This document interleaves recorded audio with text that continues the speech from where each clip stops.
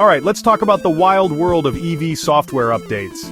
You know, that magical moment when your electric car says, "Hey, I need to update myself," like it's a smartphone with wheels. I'm Om Vinayak Gupta, and I promise this is going to be more fun than watching your Tesla download a patch at 2 a.m. So, here's the good: EV software updates are kind of amazing. Think about it. One day you're stuck with a boring drive mode, and the next, boom.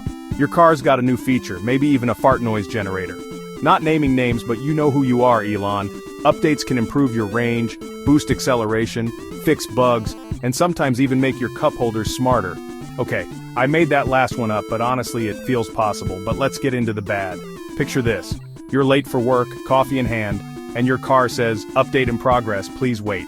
Suddenly your vehicle is bricked harder than your grandma's old Nokia. You end up sitting in your driveway, pondering life, while your neighbors walk by, judging you for talking to your car. And let's not forget the surprise removal of features you actually liked. One day, you've got heated seats, next day, poof!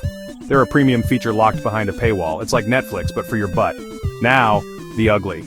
Sometimes updates go full Skynet. Your car's cameras freak out, your autopilot turns into autopanic, and suddenly, your EV forgets how to be a car. I've heard horror stories.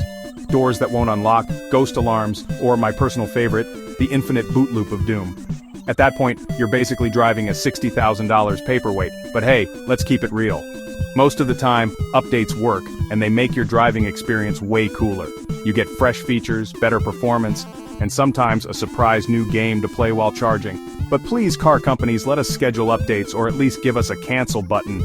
No one wants to be stuck in the world's most expensive progress bar. So, if you're an EV owner or just tech curious, let me know, what's the weirdest thing a car update has ever done to you? Drop your stories in the comments. I need to know. I'm not alone in this software circus. Smash that like button if you've ever yelled at your car, and subscribe for more tech tales from the front seat. Thanks for hanging out. Catch you on the next charge.